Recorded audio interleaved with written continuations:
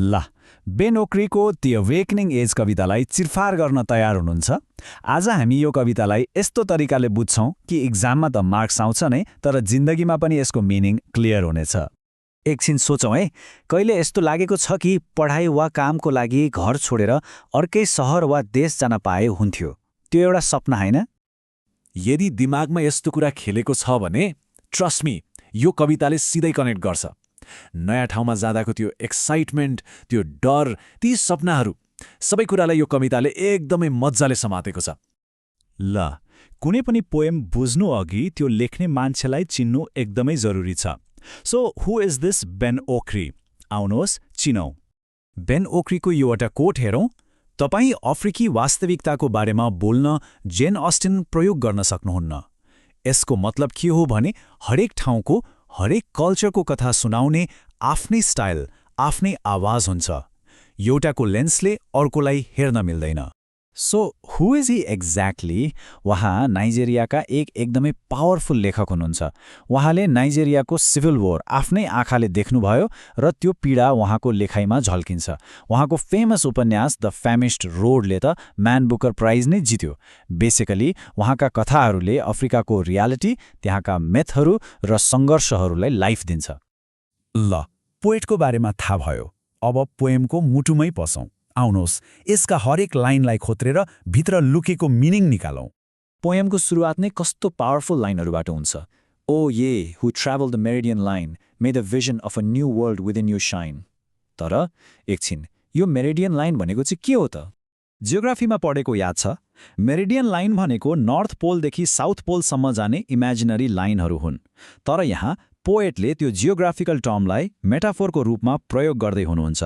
खासमा उहाँले संसारभरि यात्रा गर्ने, नयाँ अपर्च्युनिटी र फ्युचरको खोजीमा निस्केका मानिसहरूलाई भनिरहनु भएको हो। अब यो लाइन हेरौं। May eyes that have lived with poverty's rage see through to the glory of the awakening age. यहाँ पोएटले स्ट्रगलको त्यो अध्यारोलाई होपको उज्यालोसँग डाइरेक्ट लिङ्क गर्दै हुनुहुन्छ। कस्तो पावरफुल कन्ट्रास्ट! मेसेज एकदम क्लियर एन्ड पावरफुल छ। हाम्रो स्ट्रगलले हामी को हौं भनेर डिफाइन गर्दैन, त्यसभन्दा माथि उठेर हेर्नुपर्छ, किनकि एउटा बेटर, अवेयर एरा, यो अवेकनिङ एज पोसिबल छ। It's a declaration of hope even in despair. अब आउँछ यो पोएमको सायद सबैभन्दा powerful image. For we are all richly linked in hope, woven in history like a mountain rope. What does that even mean? यसको मतलब हो हामी कोही पनि एक्लै छैनौं। हाम्रो कमन हिस्ट्री र सपनाहरूले हामी सबैलाई एउटै डोरीले बाँधेको छ। ठीक जसरी हिमाल चढ्ने क्लाइम्बर्सहरू एउटै डोरीमा बाँधिएका हुन्छन् नि। एकजना खस्यो भने सबैलाई असर पर्छ, एकजना माथि गयो भने सबैलाई सपोर्ट हुन्छ। It's about collective struggle and success. यहाँ ओक्रीले हामीलाई एउटा च्यालेन्ज फ्याँकिरहेका छन्। उहाँले भन्न खोज्नु भएको के हो भने मान्छेलाई उनीहरूको प्रब्लमको ट्याग लगाएर नहेर, कसैलाई गरिब वा रिफ्युजी जस्तो लेभल लगाएर बक्समा नहाल, त्योभन्दा पर हेर।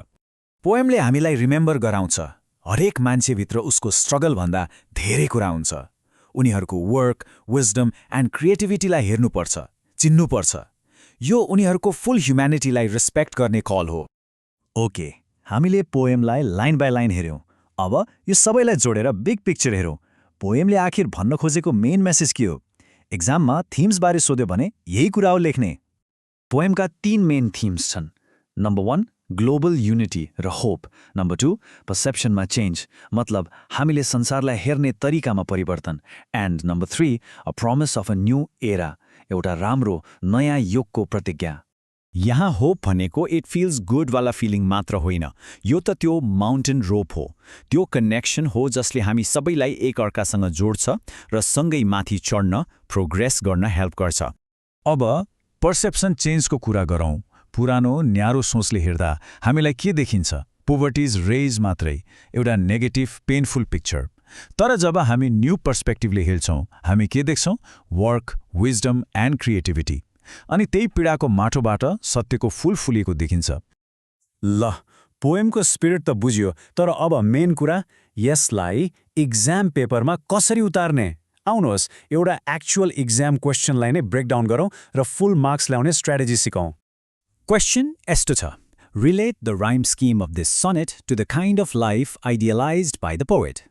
सुन्दा अलि टेक्निकल र गाह्रो लाग्न सक्छ, तर डोन्ट वरी, हामी यसलाई स्टेप बाई स्टेप एकदमै इजी बनाउँछौँ। सबैभन्दा पहिले राइम स्किम हेरौँ। पहिलो 2 लाइन लाइन र शाइनमा एन्ड हुन्छ, सो ए। त्यसपछिको 2 लाइन रेज र एजमा, सो बीबी, अनि होप र रोप सीसी। प्याटर्न देख्नुभयो? एकदम simple, consistent and predictable pattern छ। अब आन्सर लेख्ने 3 स्टेप फर्मुला। Step 1 identify. पहिले त प्याटर्न के हो भनेर चिन्ने। यहाँ सिम्पल पेयर्ड कप्लेट छ, ए बीबी। Step 2 analyse. अब यो स्ट्रक्चरले कस्तो फिलिङ दिन्छ भनेर विश्लेषण गर्ने। It feels orderly, harmonious and unified, होइन त? Step 3 connect. अब यो फिलिङलाई पोएमको थिमसँग जोड्ने। स्ट्रक्चरको यही हार्मोनीले पोएटले चाहेको हार्मोनियस एन्ड युनिफाइड वर्डलाई रिफ्लेक्ट गर्छ।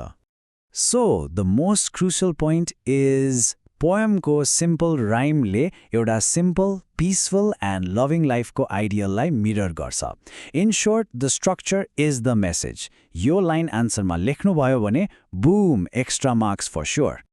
र जाँदा जाँदै एक्जामभन्दा अलि पर गएर सोच्नको लागि एउटा क्वेसन छोडेर जान्छु। आजको समाजमा माइग्रेसनको इम्प्याक्ट के कस्तो छ? यो पोएमले उठाएका कुराहरू आज पनि हाम्रो वरिपरि, हाम्रो कम्युनिटीमै छन्। एकछिन यसमा सोच्नुहोला।